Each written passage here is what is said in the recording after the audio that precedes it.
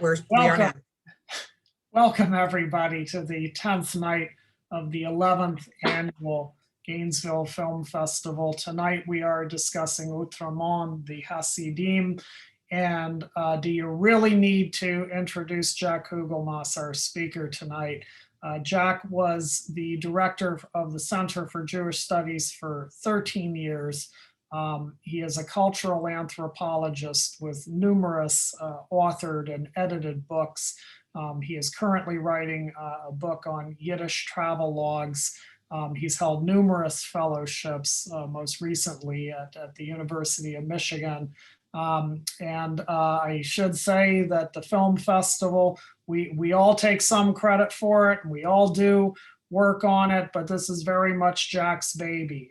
He took a very undeveloped idea about 10 years ago and turned it into what one producer is calling the second best, or one of the best anyway, I should say second, but one of the best film festivals, Jewish film festivals in the United States. And so it's a great pleasure to introduce this evening Jack Kugelmass. Well, thank you. First thing I want to say, anytime, as you all know, or some of you know, something comes up about Montreal, I become very enamored with it and sort of promote it. And unfortunately, a few years ago, there was a film also in Outremont, also about Hasidim, that was sort of making the rounds in Canada. And I was hoping we'd be able to show it at the festival. And I got a screener for it and I found it absolutely dreadful, dreadful. There's no way I screened it. And that's very hard for me to say that. But when I saw this title, Outremont and the Hasidim, I was pleased that to look at it. And I was really struck by it at first. It's a documentary, and I think a very good documentary, or at least a good documentary. I found in the second viewing of it, it's even a better documentary than I found in the first viewing of it, which often happens, that films which are fairly good, they're a pleasure to rewatch. And sometimes I see more things in the second viewing than I saw in the first viewing. So I want to make the argument that in this film, even though it's a very simple film, it's very straightforward, it's not very complex. The story is not very complex, but there's a lot there. And if you unpack it and start looking at what's really going on there, I think that it's really worthwhile thinking it through. And I think it has tremendous applicability for all kinds of classes. And it's something I would strongly advocate showing in classes, even though it's on a non-American topic. It bears comparison so much with things that go on in this country. Somewhat different, I think, ostensibly a little more successful in Canada than here, but perhaps not. So here's a few things that I want to say about it. And they're not all my ideas. Some of them are my companion's idea here, and some of them are mine. But one of the things that's extremely interesting about this is the integration of music. And I'm not completely sure about this, but the Belzer Hasidim, I think, are particularly known for music. You know, different Hasidic groups tend to focus on different forms of expressive behavior. Some of them storytelling, some of them dance, and some of them music. And again, I wasn't able to check this out, but I think Belz is known for his music. And just judging by the music that was performed here, I think that would be a fairly accurate assessment. It's very, very beautiful music, and clearly very talented performers. So I was very pleased by that. Things that really struck me as interesting are the concern about the representation of the neighborhood. That there's been some bad press that Outremont has gotten based upon the fact that there was attempts to stop Hasidim from expanding and building more synagogues. And it's been treated in the press as an example of anti-Semitism. And the neighbor is very cognizant of that and very sensitive to that. They don't want to be seen as anti-Semites. And I find that absolutely fascinating, that the people who really know very little about Jews and certainly very little of anything about Hasidim do know that there is such a thing as anti-Semitism, and that's not something you want to be pegged onto you as a reputation. And it tells us something about the current state of multiculturalism, that we know that multiculturalism is good. You're supposed to be multicultural, and you're not supposed to be a racist. So it becomes difficult sort of to turf your neighborhood and to be concerned about the influx of outsiders and not to be pegged as a racist. And it's quite a struggle within the community, within the Francophone community. And we'll talk about that. And I don't want to completely give away my feelings on it. At the same time, you have the Hasidim who are arguing about basic rights. They're basic rights they have. They should have the right to build a synagogue where they want to build a synagogue. They don't disobey the laws of the land. That's the Talmud says you have to do that, and that's exactly what they do. But one of the interlocutors, Francophone interlocutors, is very adamant that, well, you twist the law of the land. You're not quite going by the law of the land. And some of these synagogues actually are functioning as dormitories, and they're not supposed to be according to the bylaws of Outremont. A few other things I want to say that Outremont is a particularly beautiful neighborhood. It's part of a large panoply of smaller neighborhoods that stretch from higher up in the mountain down into what's called the plateau. They go to the sides of Mount Royal down into downtown Montreal, and many of these neighborhoods have become very trendy. Extremely desirable places to live.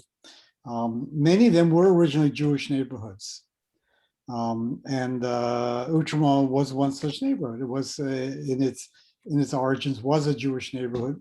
And as you move from the plateau up the mountain, it becomes more and more wealthy. So there are many of the homes in Outremont, not what we saw, but further up the mountain, which are truly spectacular. And very wealthy Jews, very wealthy French Canadians would live there.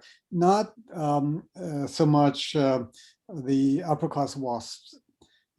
They tended to live in Westmount, which is on the other side of the mountain, as it is some wealthier Jews and some wealthier French Canadians, including the Trudeau family.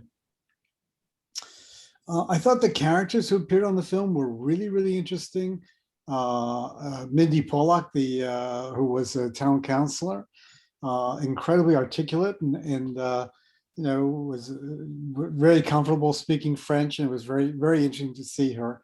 And Monique Jean-Marc, the sort of difficult older French Canadian woman who really had trouble with Hasidim and sort of trying to be politically correct in her statements, but at the same time understood how close she was to being a racist and how people would consider her. And her comments about integration versus assimilation, that you can integrate and don't have to assimilate, you can maintain your culture and your religion, but to integrate means simply to learn another language, add another language to yourself. And the interviews with Hasidim were interesting because they were talking about precisely that, their willingness to try to learn French. And what was also interesting, something I didn't realize, was that the men were all from elsewhere. The Hasidic men were from elsewhere. That the behavior in that community is that the women are remain in place, and the men marry from abroad. They join their wives who are living within this particular neighborhood. So none of the men really could speak French, although one would assume that some of them might have come from Belgium, since there's a large Belzer community within Belgium. On the other hand, they might not have been French speaking, they may have been Flemish speaking. So, but the ones who were interviewed are basically English speaking and from London and Vienna, etc. Okay, final points I want to make is that this issue of the increasing influx of Hasidim into this neighborhood and the fear that one of the people on camera expresses, one of the French Canadians on camera expresses, of this turning into a ghetto, that he feels that as time goes by, sure enough, the sort of secular people are going to be leaving, and the Hasidim or Hasidic related people will be living in the neighborhood, and he'll be surrounded by people who are very, very different from himself. It'll feel like a ghetto. And that was a very interesting statement. I mean, you could take it any way you want. You could take it as a racist statement. You could also take it as a reality that when neighborhoods change, that's the experience that many, many people have. So I think it's something worthwhile thinking about. The final thoughts are, the multilingualism, the polyphony of the neighborhood, that people are speaking French and English and Yiddish, and the locals are having some trouble with that polyphony, that some of them would like to make sure that everyone is speaking French or could speak French. And they certainly are unhappy if if all these so-called newcomers are speaking English. And one of Hasidim assures her that all the women who go to school, the Jewish schools, are all coming out speaking French. They're not that conversant in it. They're not that comfortable speaking it. They're a little shy, but that's the language they learn in the schools. All right. The other great struggle within this is laicity versus the power of the church. So for local French Canadians, there's a certain terror in watching a religious community sort of take over a neighborhood because they feel that this is a great struggle that they've had in breaking out of the power of the church. And to me, that was very interesting. It was sort of sympathetic to what the issue was for them. They have a real sense of a visceral negative reaction to things that are religious, deeply religious like that. I think what the film ultimately suggests is the limits of multiculturalism.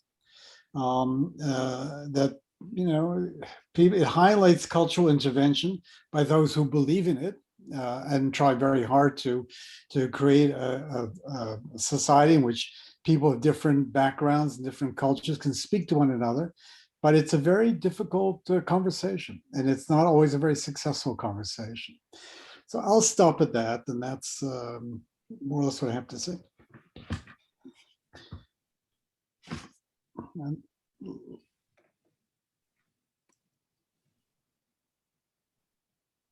It's too bad I'm not in the audience because I'd be the first person to have my hand. I'm happy to be the first person to ask, but I was actually looking, because I'm so blind, to see if there were any students to encourage them first. I don't know. Anybody? Jamie? I don't want to put you on the spot. I'm not putting you on the spot. No.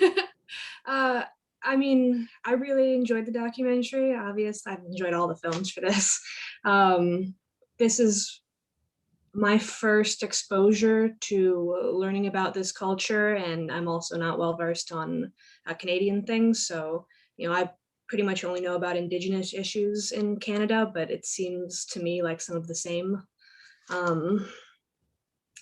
I was fascinated with the gender differences as well. Like you said, the women seem to be a lot more multicultural, as well as the woman who had mentioned her grandmother. She said that all 4 of her grandparents were Holocaust survivors, and how they brought her parents up and how her parents brought her up reminded me of the grandma from Kiss Me Kosher. Mm-hmm. How you see that trickle down effect of this is how it was for me, so this is how I raised my children, and it explains some of the actions of the grandchildren as well. I just thought that was fascinating. The woman's name was Mindy Pollock. Well, I'm glad I heard your comment, because I thought that if you don't know this community or you haven't heard about this issue, that it's interesting. And I'm hesitant to speak on this one because I screened it and I wasn't a thumbs up. I really enjoyed the scenery of Outremont and the culture, but this issue and this problem, and you know what I'm going to say, Jack, I mean, early in the 90s, we were seeing this particularly, and it almost seems like it's pulled out of the babble from Nous avons tous découvert l'Amérique, that novel, We've All Discovered America, where she sort of gives this daily log of what multiculturalism is doing. And it's really focuses in, and it's really interesting to what degree there is this anti-Semitic tension actually, exposed in a text by Francine Noël. So it was, widely published. So I was surprised, and I found it a problematic film to watch. I found it, troublesome. I thought it was disturbing. I thought the women were fascinating, even when they serve as intermediary. And Total Avowal, I might like it more, but I didn't feel well, so I didn't see it the second time. Because, he's right. They are more interesting usually on a second run. But this one, I just thought that 52 minutes seemed repetitive, and 52 minutes is not long. So yeah, I didn't give a thumbs up on that one. For people who are more versed on this issue, if you could talk about that a little bit, because this is my first exposure to it. And so if that's not a good exposure, I need to know. Well, I respond to Gail the following way. This is a neighborhood which would be very subject to a multicultural population. It's an educated population. You hear the way they speak. These are not dummies. They're cultured people. And it's not like going into the backwoods where you're dealing with people who are very primitive. And so these are not primitive people. So I think that's one difference in the text that you're referring to, Gail. No, Nous avons tous découvert l'Amérique. It's about linguists, right? You have the person who's from Latin America who speaks Spanish. She's an orthophonist. She works in speech. It's a completely multilingual cosmopolitan group. But Francine Noël's text, if you look at it, I mean, it's pretty anti-Semitic. And so's the film. So I think that, it's not people from the country being exposed to, etc. That's a cosmopolitan group she's in, that she documents. I didn't read. I know you've mentioned to me a number of times. I haven't read it. Oh, okay. But this certainly, the people here are not country bumpkins. I mean, No, neither. I mean, it's the same kind of grouping. Also, if you listen to the accents, the accents are quite striking. Virginia would take some out of it too. They're really, some of them are very, very, very traditional French Canadian speech. I mean, they sound like country bumpkins in terms of the way their accents. The mayor, for example, who's a lovely guy. I absolutely adore this man. He's really, he's such a genuine, selfless person who really truly advocates a multicultural perspective. Yet his speech is like really very backwoodsy. What can I say? A choice to not conform to standard French, I think. It could be. It's interesting. In other words, they're the ones who need to learn French. The ones who what? In other words, maybe they're the ones who need to learn French. I don't know. No, I thought it was interesting, though. It's not only a question of language, it's a question of greeting for them. And I thought that was what was interesting, and why I thought they had to have read the novel, because she's so frustrated every day to not be greeted. It's not what language they're speaking, if they're speaking French or Yiddish, just the fact that they don't say hello, and she feels that they look down upon women. In the novel, this is. And I thought that they were sort of pretty much arguing similarly here. Well, if you've ever lived in a Hasidic community or near one, you have to be a little sympathetic to what she's saying. Right, but I guess what was interesting coming from like an American sensibility is that, the Haredi communities can exist okay in some American cities, and there's just not that expectation, which felt unrealistic and like too much, that everyone has to do this emotional work of whatever she wanted to call it, integrating. I mean, it seemed like those husbands would have liked to live in the US. And I guess I wondered, because I don't know, how do other Jewish Montrealers regard these Quebecois with their expectations? I thought you were going to ask, which I have already answered for, how do other Jewish Montrealers react to Hasidim? because I have an answer for that. If I could steal your question for a moment and answer that one, because I'm recalling an anecdote years ago of my mother in the hospital of the Jewish General Hospital, which is one of the best hospitals, among the top hospitals in the world. I mean, top 200, whatever. And the only one in Montreal that has that caliber, is of that caliber. So she was commenting on this Hasidic family who were in the room with her, and they brought with their own food. And my mother was absolutely disgusted at this, that they don't consider the food of the Jewish general kosher enough for them, so they bring their own food. So I think there's a certain antipathy towards, and my parents are fairly secular, but a certain antipathy towards the Hasidim for not integrating into the Jewish community and being standoffish and feeling superior Jewishly to the rest of the community. Your question had to do though with the rest of the Jews, Montreal Jews, and the Quebecois. Well, it's gone through a long process. So let's say when I was growing up, there's no ready answer for it. I mean, let's say my father and his generation and his brothers were all fluent French speakers, but of a very backwoodsy kind of French. They were in business, and when my father retired, the first thing he did was to take French lessons to improve the quality of his French, to really learn French grammar so he could speak it better. But he was a fluent speaker. In the film, you saw Julius Gray, who he was at McGill when I was at McGill. I don't remember what, he was a professor of some kind or other.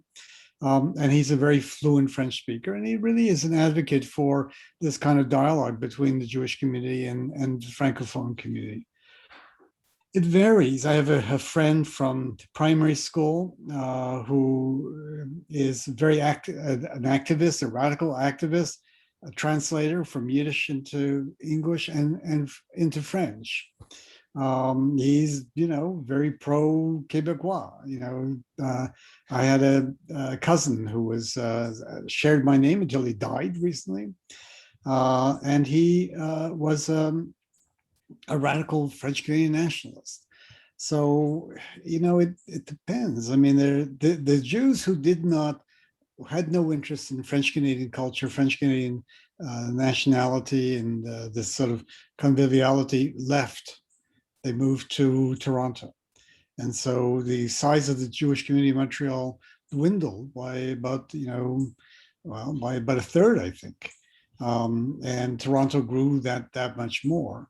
Those who stayed really had to commit themselves to becoming bilingual.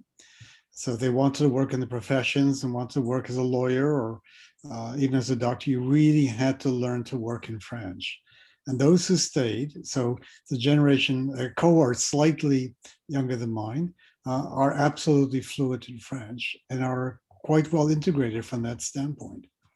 And I say it's quite remarkable when I go back to Montreal and I listen to people, again, just a little younger than I am, I'm really astounded by the quality of their French and how comfortable they are. So having integrated when my age group and just above mine really did not. Or very few of us did. So it's a mixed bag. Some of them really were uncomfortable with it and really resent it. What they most resent is with the transformation of French Canada and assuming a certain kind of political and economic power and the sort of maître chez nous, that we are masters in our own house.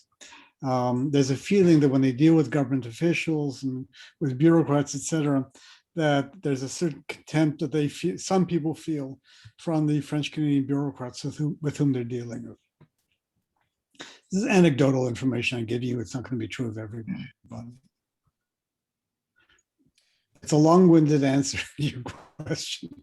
Yeah, I guess I was. It's I think a complicated story. Yeah, I was thinking of 2 years ago, there was that New York Times article about a French citizen being denied what was it? She was able to get the certificate she needed to settle permanently in Quebec because her transgression was that she wrote one chapter of her doctoral thesis in English rather than French. Huh.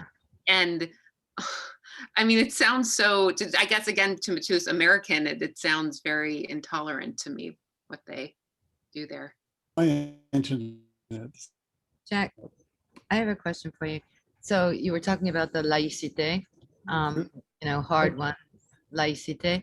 And, in France, hard won laïcité is often a way of saying, we don't want to see this minority religion, we don't want to see this majority religion, this particularity, or this special circumstance requested, state of the norm. Do you think that now that this is pretty much the case, that laïcité is called out when it's just not Catholic? Or used? You're muted, I'm sorry. Jack. Can't hear. You're Jack. muted. I doubt he muted himself, but I'm unmuted now. Okay. So there was a law in laïcité law to ban all anything that would indicate your religious affiliation in terms of headgear, etc. So, in other words, no women couldn't wear, Islamic women couldn't wear whatever. But it also meant Jewish men couldn't wear yarmulkes. But they permitted crosses based upon the premise that it was cultural, that it's patrimoine, that this is, it's not really religious, this is a part of their heritage. And people were really outraged by this, the insensitivity of it. So, so even though I'll tell a story which is kind of hunky-dory, everything's hunky-dory, it's a great place, well, but the truth is there's some very unpleasant aspects of it. And certainly insensitivity is there to a certain degree.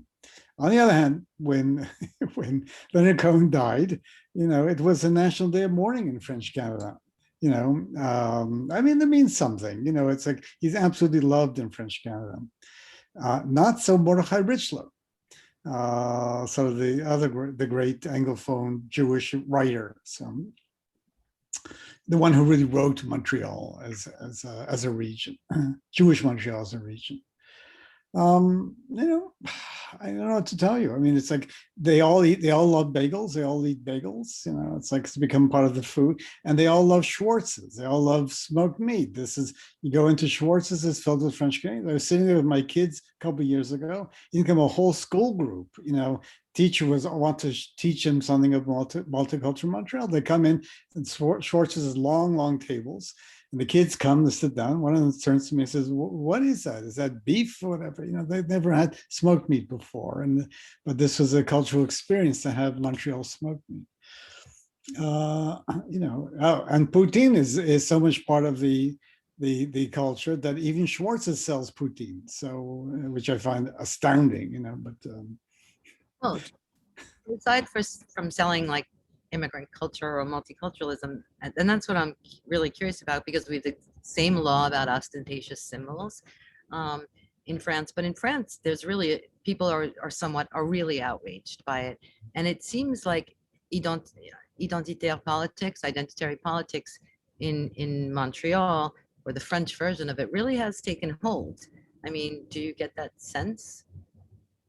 Well, the problem with comparison with France is a tad problematic, because at no point would France ever feel that it's a minority culture that has to preserve itself, because of the onslaught of the Anglophone world, etc. I mean, I doubt there are very many French people who would say that.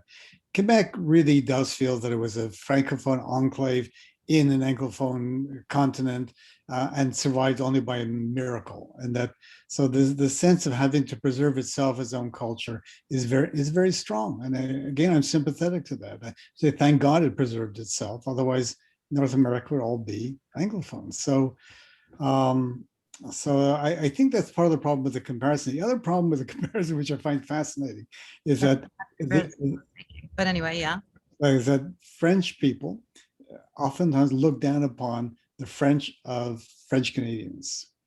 And one friend of mine who is French Canadian when he's in France, insists that he's English, that he doesn't speak French. He can't stand the way people respond to his French, which I find very amusing. I actually wanted to ask Gail about that. I mean, I assumed that I the love Canadians. I mean, I'm surprised. In Paris, they love Canadian accents. They can't stand Americans. It's all, what can I do? It's hearsay. Something someone told. Shocking. That's shocking. No, the Canadian, no, that's not what I see in France.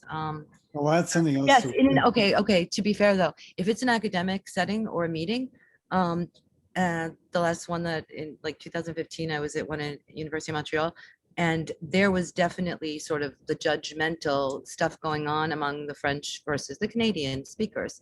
So when we had someone with a really strong accent, you could see, and then the shock when I spoke, because I was the only Anglophone there, and the silly insensitive responses that I got later, which was, oh, you actually speak French and they don't. But of course, that's an atrocious thing to say, right? But certainly that goes on. I was just more curious about, how strong the Catholic identitaire movement was now, because it's pretty strong in Montreal, which is sort of, I think, fading a little bit. And in France, actually, if you read Welbeck, they do fear an invasion and a cultural takeover, just not from Anglophones. Rachel, give us one more minute to finish this fight and this argument. So I say this much. What's changing everything and sort of screwing up the works, there's been a huge migration of French people from France to Montreal, to Quebec.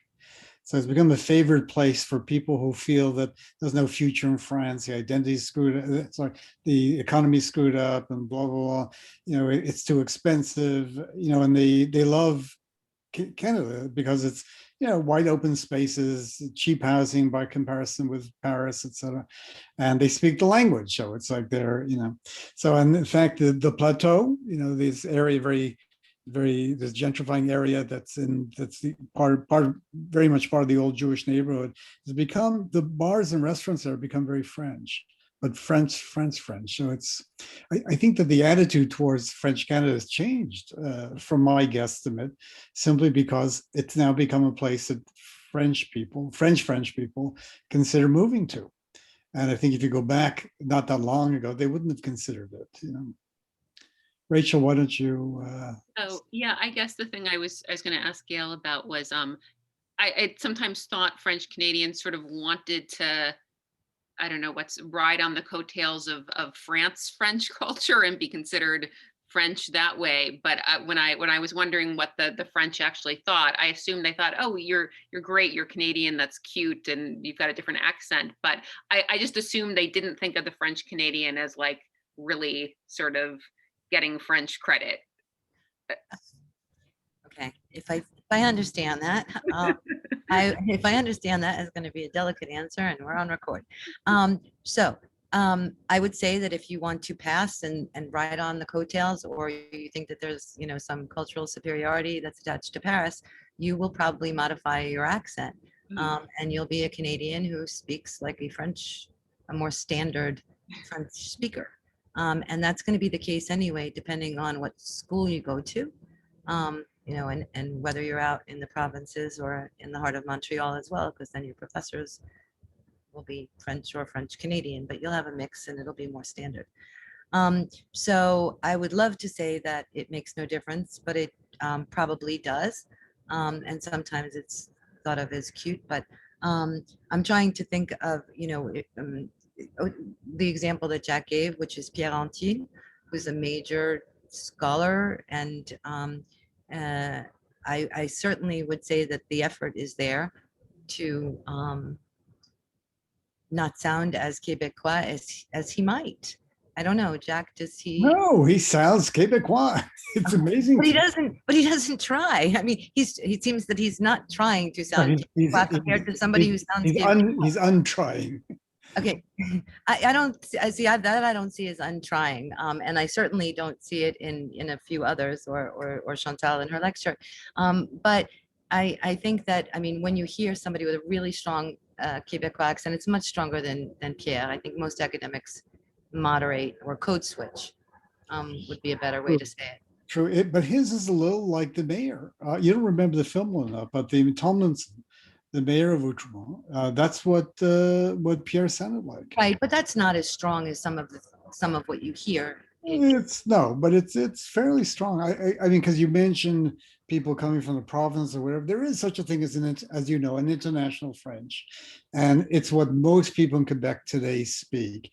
You don't hear that often. That real backwoods. I love it when I hear it, but it's disappearing. People who went to university are speaking international French. There's not speaking Parisian French, but an international French. I have a question.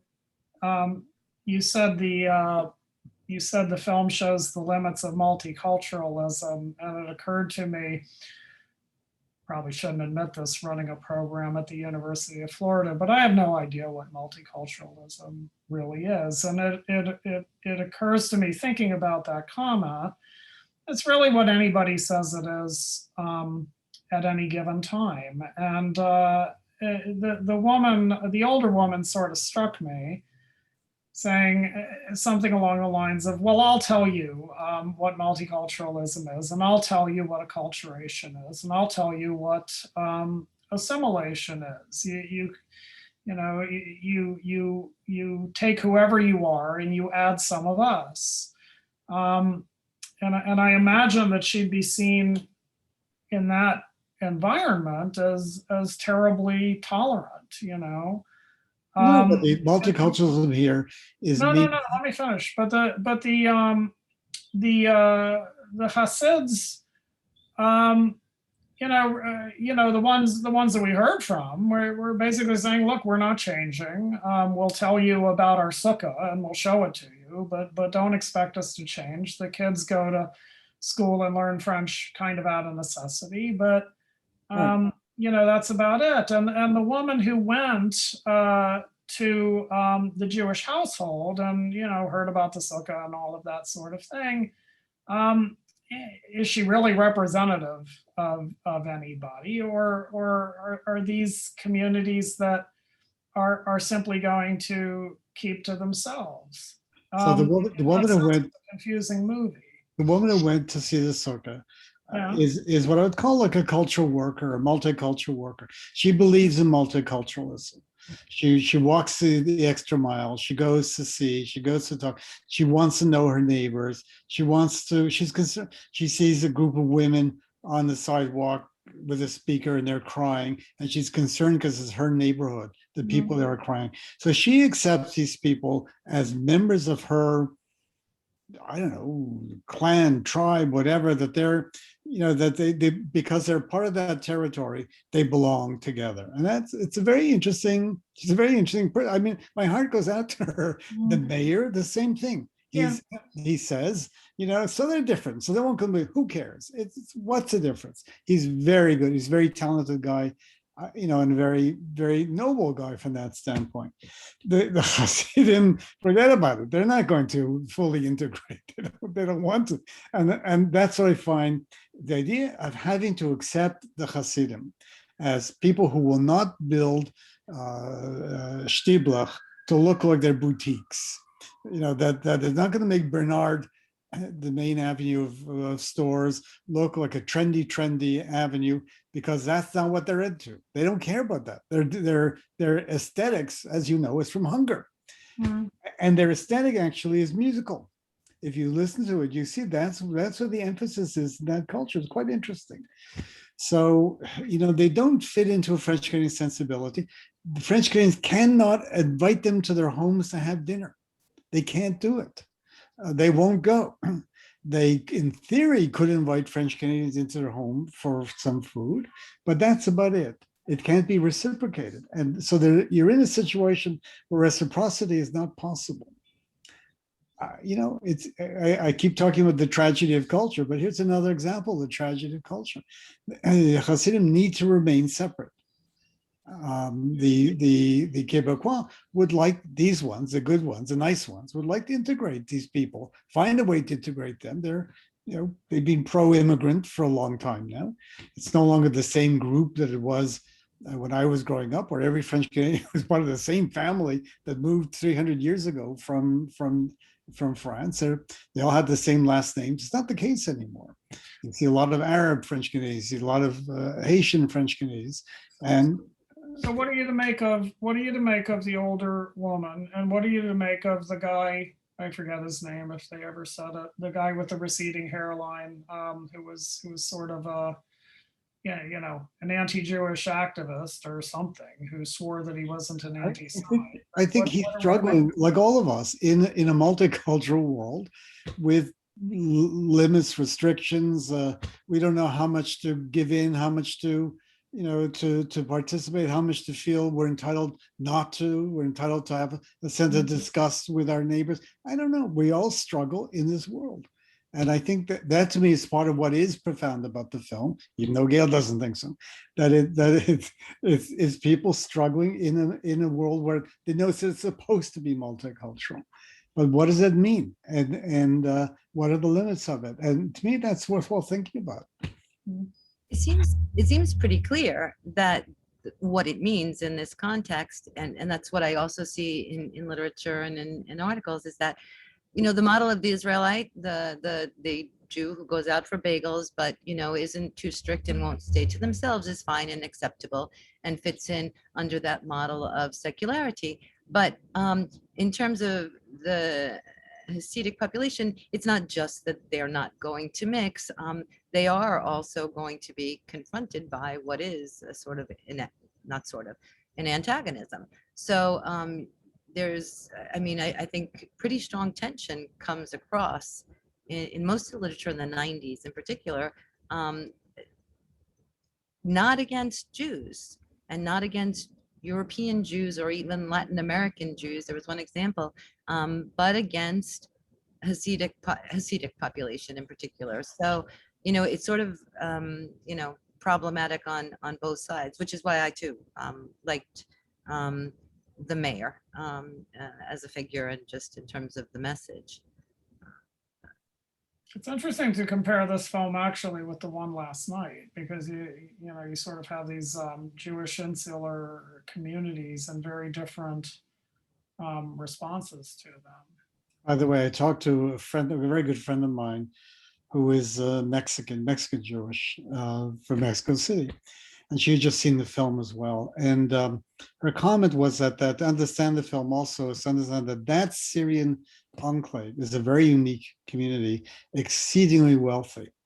And they've taken over the community from the old timer Mexican Jews, who are also well off. But the Syrians have made a fortune in real estate. And that's what you saw the guy, that's the business he was in. He was in real estate business. They didn't have to explain it because anyone who saw the movie from Mexico would know that this is the business he's in.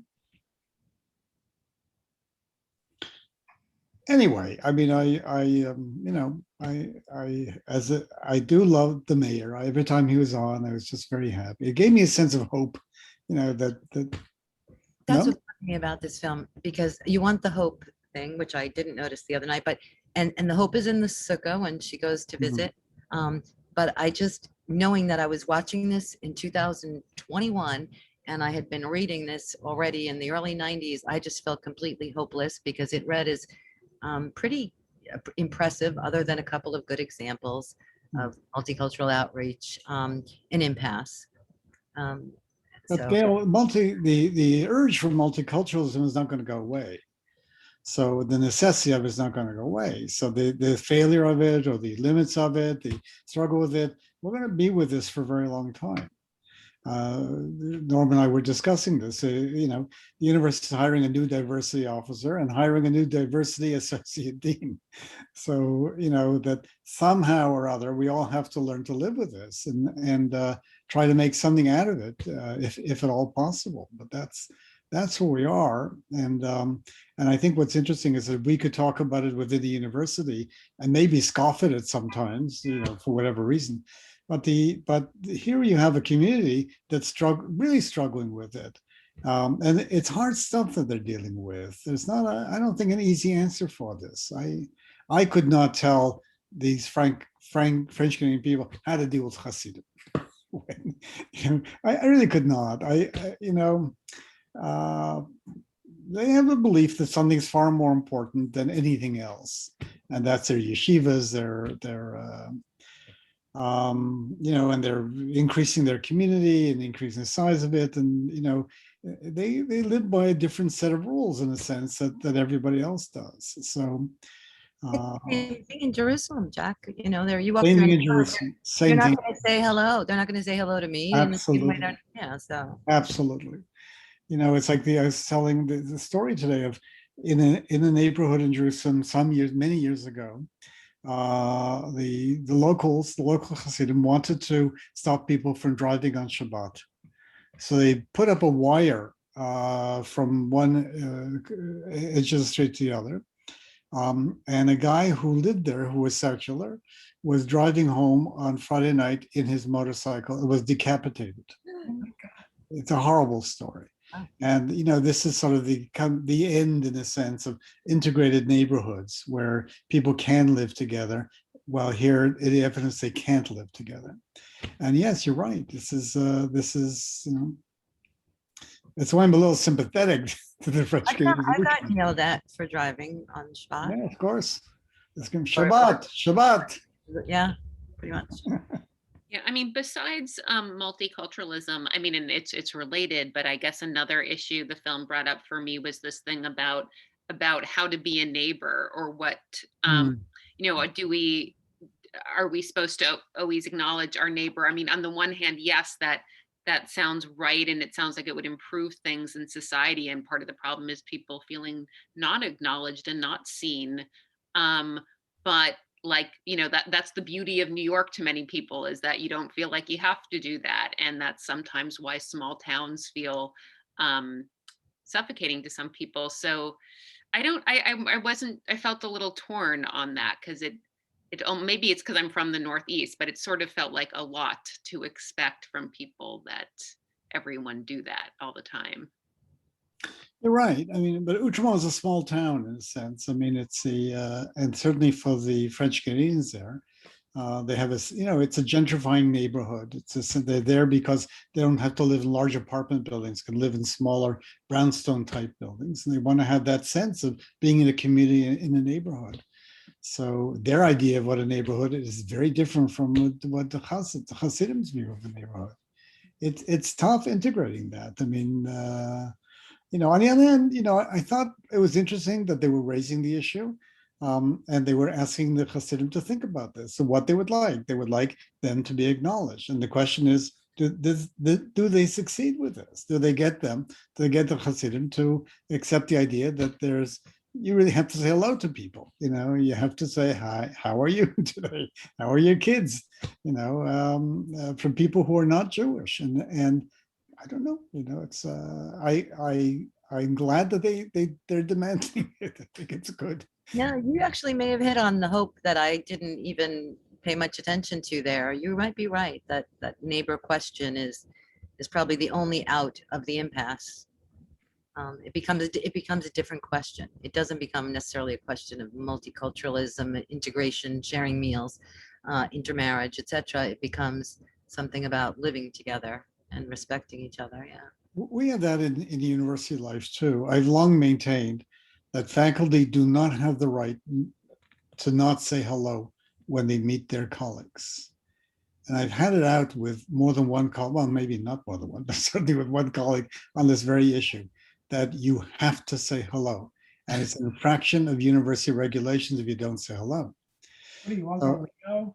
You Sorry? say hello. What do you, Uncle Leo from Seinfeld? Yeah, you're right. Say hello. That's true. But it's one of the basic tenets of civil life. To be civil to people. It's like doesn't require that much. It's like I think it goes a long way to making life more livable. There's a lot of people I don't like, but I still say hello to them. So. There was something else here that I want to say, and I think I forgot about it, but sorry. Multilingualism? Sorry. I was taking your bullet points out. Multilingualism? No? Well, that's certainly one of them. But actually related to it is the cacophony. That, you know, it's not so much multilingualism, but unilingualism. That the question is whether the francophone nationalists in the film, it's actually just one woman, I guess, or two, this and a man, really want this to be a francophone neighborhood. And the fact that there are other languages being spoken, like they're not saying, gee, isn't it nice if people speak Yiddish here? Or they obviously have no interest in this whatsoever.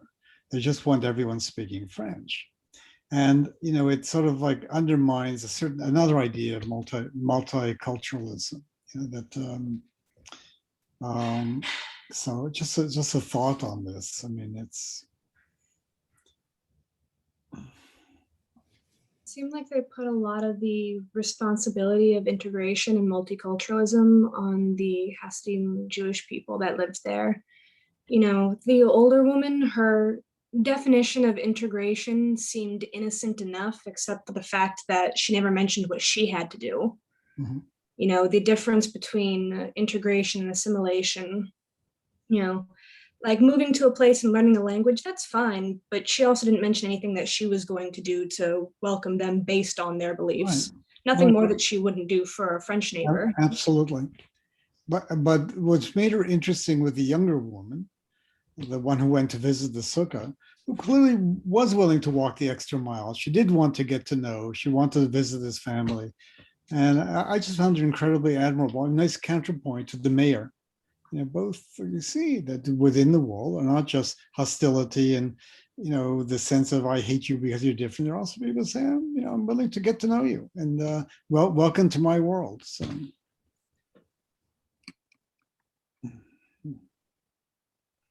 Well, let's finish with this. I absolutely love Montreal. I love the city.